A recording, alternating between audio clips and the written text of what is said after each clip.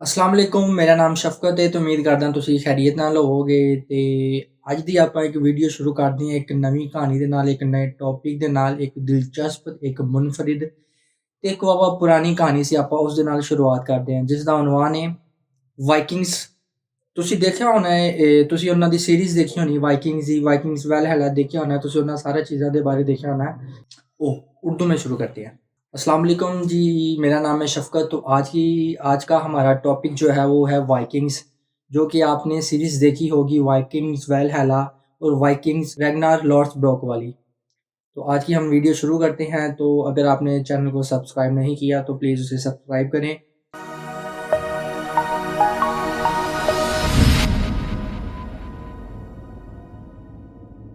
मेरा आपको बताने का मकसद ये है कि मैं आपको इस चीज़ से आगाह करूं कि वाइकिंग्स फ़लाँ फ़लाँ फ़लाँ कदम से फ़लाँ फ़लाँ फ़लाँ स्टेप करके वाइकिंग्स बने।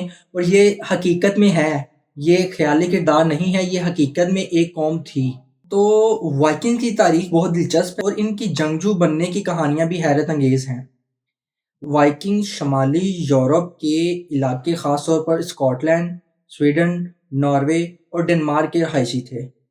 ये लोग अमूमन सर्दियों में सफ़र के माहिर थे और बहादुर जंगजू थे। इन्होंने अपने दौर में मुख्तलिफ इलाकों पर हमले किए और मुख्तलिफ सकाफ़तों से मिलकर नए इलाकों को दरियाफ्त किया।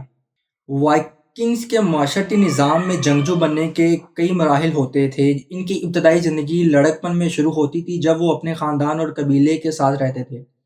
बचपन में ही इनको मुख्तलिफ जंगी महारतें सिखाई जाती थी, जैसे तलवार चलाने, नेज़ा फेंकने, कमार से तीर निकालने और कश्तियों पर कैसे सफ़र करते हैं और समंदर में कैसे जाना होता था कश्तियों पे।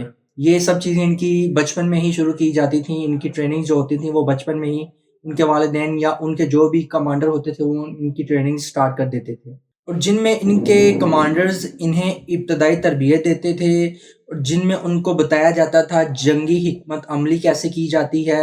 अपने वालिद या दीगर बुजुर्गों से वो तलवार चलाना और कमान खींचना और हथियार इस्तेमाल करना सीखते थे।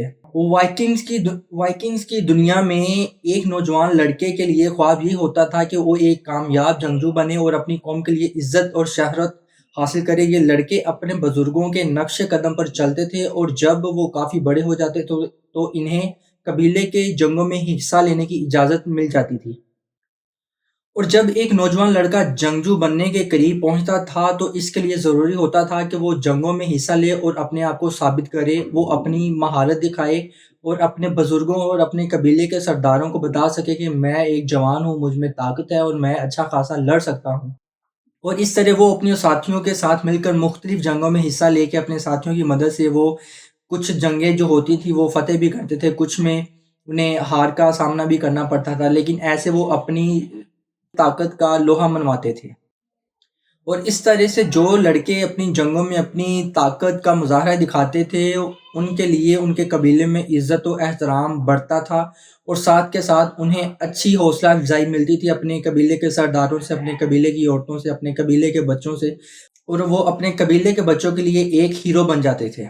वाइकिंग्स की जंगी साजो सामान भी इनकी कामयाबी में अहम किरदार अदा करती थी।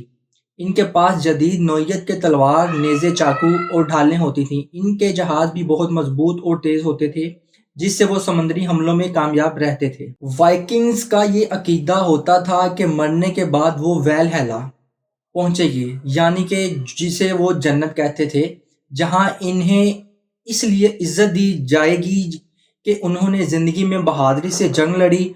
ये अकीदा इनकी जंगजू बनने की तरकीब का एक अहम हिस्सा होता था। ऐसी ही तरबियत और कुर्बानियों की बदौलत वाइकिंग्स अपने आप को दुनिया के बेहतरीन जंगजू समझते थे और इनकी महारतें आज भी तारीख में याद रखी जाती हैं। और जी ये बात सच है कि अगर हम देखें तो अगर आपने थॉर मूवी देखी होगी तो वो भी एक वाइकिंग था, और वो वाइकिंग्स का तौबा ना औज़ बिल्ला, मुझे ये अफ़सोस के साथ कहना पड़ रहा है कि वो वाइकिंग्स थोर को अपना खुदा मानते थे, तौबा ना औज़ बिल्ला। अब वाइकिंग्स में दिखाया जाता है कि वो कैसे कुछ औरतों की वो इज्जत करते हैं और कुछ औरतों को वो ऐसा हकीर समझते थे कि वो अपनी हवस मिटाने के लिए उनका इस्तेमाल करते थे अपने बिस्तर पे लटा के। लेकिन मुझे आई डोंट थिंक सो कि ऐसा होता होगा, क्योंकि इंसानियत, कोई भी जंगजू हो वो जंगजू तब ही बनता है जब उसमें इंसानियत नाम की कोई चीज़ ज़िंदा होती है। تو آج میں آپ کو بتاؤں گا کہ وائکنگ جو آپ نے سیریز دیکھی، ٹی وی سیریز دیکھی ہے، وہ ایکچوئل میں بنے کیسے تھے۔ تو آج کی ویڈیو ہم اس کے ساتھ ختم کرتے ہیں۔ تو اگر آپ نے چینل کو سبسکرائب نہیں کیا تو سبسکرائب کریں، شیئر کریں اور ساتھ کے ساتھ مجھے سپورٹ کریں۔ اللہ حافظ۔